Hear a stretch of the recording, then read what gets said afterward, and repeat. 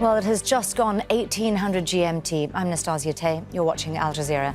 We are covering breaking news out of the Lebanese capital, Beirut, where the Israeli military says it has carried out a targeted attack in retaliation for Saturday's rocket attack on the occupied Golan Heights.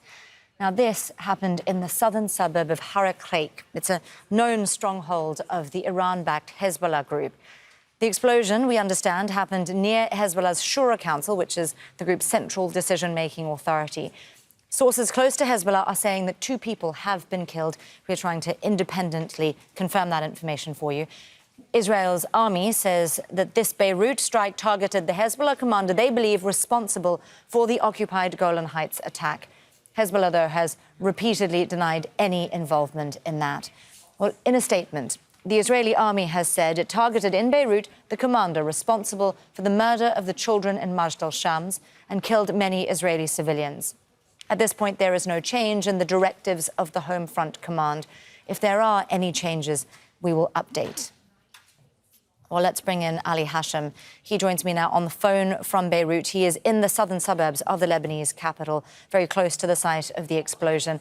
Ali, you were telling me that you were seeing the scene there, and essentially a building has collapsed. Talk us through what's surrounding you right now. Well, now I'm outside this area, but I can say that, yes, as we said, the building has collapsed. As we know now that there are 2 casualties, at least. One of them is a woman that was taken to a nearby hospital. Several people also injured. As the Israelis said, this was an assassination attempt. Now, we don't know whether this was conducted by a drone or F-35, because in the past, just a few months ago, if we go back to January, Israel assassinated Saleh al-Aruri, the deputy Politburo chief of Hamas, by using these advanced warplanes. So for now, we don't know what was used in this attack. Also, there's no indication whether the assassination attempt, the reported assassination attempt on Fuad Shukr, who is also known as Muhsin Shukr, was successful or not. But the significance of this targeting is that this man, Muhsin Shukr or Fuad Shukr, was among the top echelon of Hezbollah's leadership. He's probably among the most senior commander currently in Hezbollah. He's one of the historic commanders of Hezbollah, just like in the past Imad Mughniyeh or Mustafa Badruddin, who were assassinated in the past years in Syria.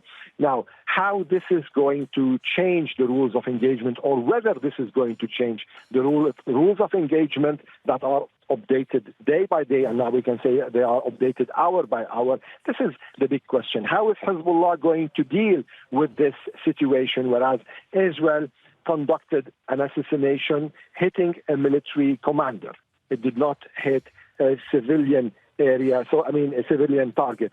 This is going to put Hezbollah in front of a lot of questions, and probably the decision makers in Hezbollah will have to take a decision how to retaliate to this Israeli attack, especially that the attack is in Beirut's southern suburb. Of course, all the equations before the 7th of October can't be taken into consideration. Right now, there are new equations. There are also new decision-making processes. And at the end, there are a lot of liabilities and there are a lot of repercussions if Hezbollah is going, because in the past, Hezbollah's Secretary General was saying if they hit the southern suburb, then Tel Aviv is going to be hit. Probably this is not the case anymore now, because we saw that when Aruri was killed in the southern suburb, Hezbollah attacked an Israeli advanced air base in Miron. Now, probably with the killing, or if the assassination attempt on Fuad Shukr per the Israelis, because till the moment we don't have any confirmation from Hezbollah whether Fuad Shukr was there, whether Fuad Shukr was injured or Fuad Shukr was killed. These are all issues to take into consideration in weighing how Hezbollah is going to react, because any result of this assassination attempt is going to have a different scenario. If he's killed, there is a different scenario. Mm-hmm. If he survived, then Hezbollah is going to retaliate for the targeting and not for the killing. So these are all issues to take into consideration. But if we have to take the picture in general, into the context of what's been happening in the past a few days, this is a new phase. We're starting a new phase in this confrontation. Israel has been trying as much as possible to disconnect the front in Lebanon from the front in Gaza, because Hezbollah has been saying on several occasions, this is a support front. What Israel is trying to do is trying to disconnect the two fronts in a way to find a solution, whether a military solution or a diplomatic solution. But Hezbollah is refusing that and saying that without a ceasefire in Gaza, they're not going to stop the support front from Lebanon. Well, Ali, just in the last 8 minutes or so, Russia has said that they condemn the strikes that have taken place in Lebanon. They're describing them as a flagrant violation of international law. Obviously, there are a number of foreign powers here who've been very, very concerned about any kind of escalation that could result in a broader regional conflict. Interesting, though, as you say, Hezbollah's weighing up its options right now. And there was that statement that we got from the Israeli military saying that there is no change in the directives of the Home Front Command. So a signal there that essentially they don't necessarily want to change the rules of engagement. But in deciding whether or not to escalate this even further, let me ask you then, Ali, how much are foreign powers weighing in on Hezbollah's decision-making at the moment? And when I say foreign powers, I'm particularly thinking here about Iran. Well, probably this moment is a decisive moment for Hezbollah, because the big question here, and we can have Iran also on the umbrella, is the deterrence. The question of deterrence. This is the main issue in this confrontation. And given the fact that deterrence between the two sides, between Israel and Hezbollah, is very high, that's one of the reasons why this frontier in Lebanon hasn't gone into an all-out war, because both sides have a lot of calculation. It's actually given the fact each movement is being studied by both sides. Now, with respect to Iran, I believe Iran and Hezbollah are both on the same page at the moment. So the decision-making process is kind of unified. So Hezbollah wouldn't go for a decision without the Iranians, and the Iranians wouldn't impose a decision on Hezbollah without taking Hezbollah's calculations into consideration, because Hezbollah is the one on the ground, and they understand what's happening. And if the deterrence is shaking, this is going to have dire implications on the front in Lebanon or on the organization itself. Ali Hashem there with the very latest for us, reporting from the Lebanese capital, Beirut, from the southern suburbs, where that strike has literally just taken place in the last hour or so. Ali, thank you very much. Let's now bring in Ori Goldberg. He's an Israeli political commentator, and he joins me now from Tel Aviv. Ori, we've been talking about the potential for serious escalation all week, especially since Saturday. Do you consider this to be that? No, I really don't. I think it is exactly more of the same. It is the Israeli playbook. And I'll do you one further. I think that by targeting and trying to assassinate the commander Israel holds responsible for the attack on Majdal Shams, Israel is actually saying to Hezbollah, we're willing to let you enjoy the benefit of the doubt. Maybe this was a one-man operation. Maybe you didn't actually mean it. We're pulling a Hezbollah here. We're going exactly tit for tat. And that's it as far as we're concerned. I doubt Hezbollah will rise to the quote-unquote challenge that Israel is placing here. I don't think Hezbollah enjoys playing chicken with Israel, so I don't think this is a trigger for serious escalation. In terms of how Israel is viewing this front, I'm curious about public opinion there. Obviously, there's a war ongoing in Gaza that has become highly controversial for the Netanyahu government. How do Israelis feel about potentially deepening engagement on another front in the north? Well, Israelis feel several conflicting and sometimes contradictory things with regard to the war in Lebanon. It's considered to be the most immediate solution to the profound political problem of repatriating the Israeli citizens who were hastily evacuated from the north of Israel after October 7th. Israel is stuck. It doesn't really know what to do and how to encourage these citizens to return home. Some of them have no choice, but others are sticking it out, hoping for a war. It is a path of redemption to some extent for the IDF that has failed spectacularly in Gaza. But it is also a formidable challenge, probably too formidable, because the IDF is vastly overextended and cannot expect to fight a ground war in Lebanon and ultimately win. So Israelis, for them, for us, war with Hezbollah is always on the table, but I cannot think of a less propitious time for such a war. Israel is torn. Israel is imploding. Israel is in the midst of probably the most severe domestic crisis it has ever experienced. A war with Lebanon could perhaps rally Israelis around the flag, but its effects would be disastrous and they would be almost immediately disastrous. So I think Israelis will talk about the importance of the war, or the relevance of the war, or the need for a war, but most Israelis I know really profoundly don't want a war with Lebanon. Ori, I want to ask you about the incident that Israel is saying triggered this response, which is what Israel was saying was a rocket attack in Majdal Shams on Saturday that killed 12 people, many of whom were children, on a football pitch. Now, we've heard lots of rhetoric from the Israeli government. Netanyahu himself went up there and claimed that this was a direct attack on Israel.